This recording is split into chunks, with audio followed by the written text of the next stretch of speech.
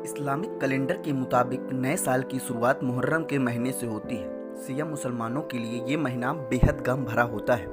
जब भी मुहर्रम की बात होती है तो सबसे पहले जिक्र करबला का किया जाता है। आज से लगभग 14 साल पहले तारीख इस्लाम में करबला की जंग हुई थी।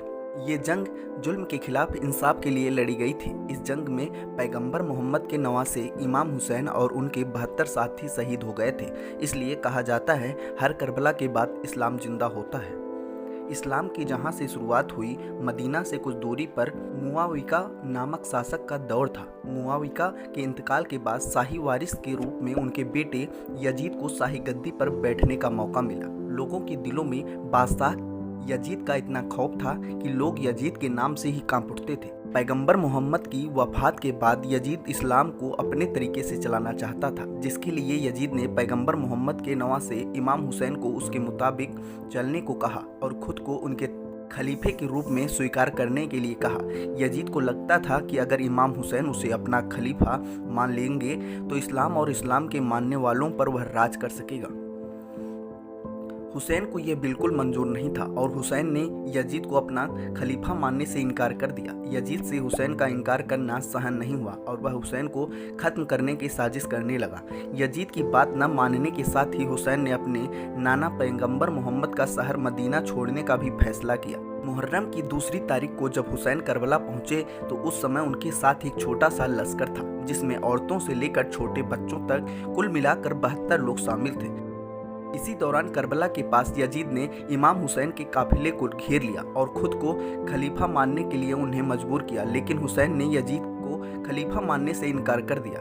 हुसैन ने करबला पहुंचने के बाद मुहर्रम की 7 तारीख को इमाम हुसैन के पास खाने पीने की जितनी भी चीज़ें थी वे सभी खत्म हो चुकी थी। ये देखकर यजीद ने हुसैन के लश्कर का पानी भी बंद कर दिया। मुहर्रम की 7 तारीख से 10 तारीख तक इमाम हुसैन और उनके काफिले के लोग भूखे प्यासे रहे, लेकिन इमाम हुसैन सब्र से काम लेते रहे और जंग को टालते रहे। हर ढलते दिन के साथ यजीद के जुल्म बढ़ते ही जा रहे थे।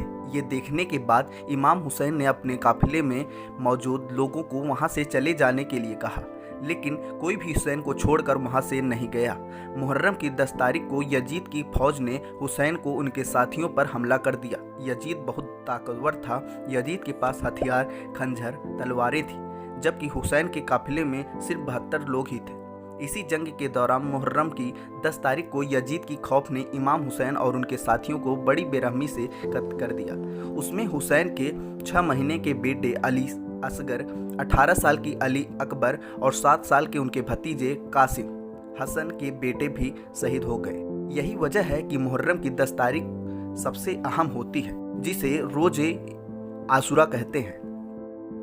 हुसैन का कत्ल करने के बाद यजीद ने पहले बैत समर्थकों को घरों में आग लगा दी। उसके बाद काफिले में मौजूद लोगों के घरवालों को अपना कैदी बना लिया। करबला में इस्लाम के हित में जंग करते हुए इमाम हुसैन और उनके परिवार के लोग मुहर्रम की 10 तारीख को शहीद हुए थे। हुसैन की इसी कुर्बानी को याद करते हुए मुहर्रम की 10 तारीख को मुसलमान अलग अलग तरीकों से गम जाहिर करते हैं। सिया लोग अपना गम जाहिर करने के लिए मातम करते हैं, मजलिस पढ़ते हैं।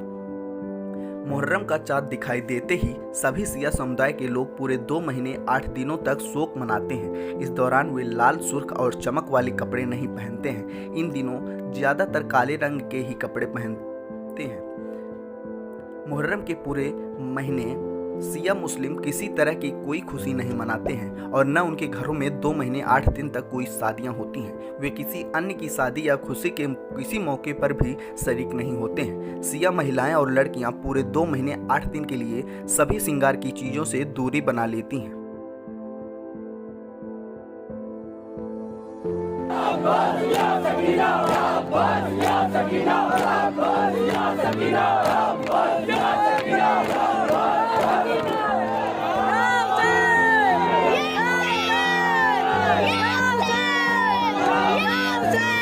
ये देखिए 1982 में इसी इमामबाड़ा शाह नजफ़ में ये अंजुमन मासूम असगरिया हम लोगों ने कायम की थी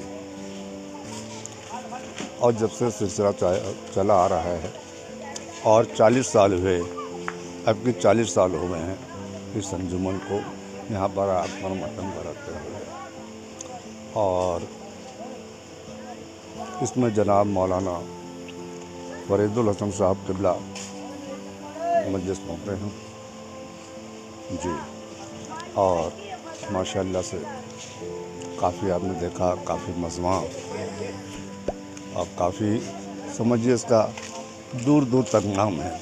स्विट्ज़रलैंड, इराक़, ईरान, हर तरफ यहाँ मातम मशहूर है। ये जो आग का मातम करते हैं इसको चलते हैं, क्या कोई पैर पे दिखते हैं? नहीं नहीं, इस तरीके से कुछ नहीं। ऐसा लगता है जब बच्चे हों या बुज़ुर्ग हों या नौजवान हों, हिंदू मुस्लिम शिया सुन्नी सब मातम करते हैं। जिस वक्त आग पर जाते हैं ऐसा लगता है फूलों पर चल रहे हैं, फूलों पर चल रहे हैं, ज़रा सा ज़र्फ नहीं आता, कुछ नहीं। ये मौला का रहम करम है। और तमाम हिंदू देखिए हर साल हिंदू तमाम मातम करते हैं, यहाँ पे आते हैं, अपना नाम लिखाते हैं, समझा।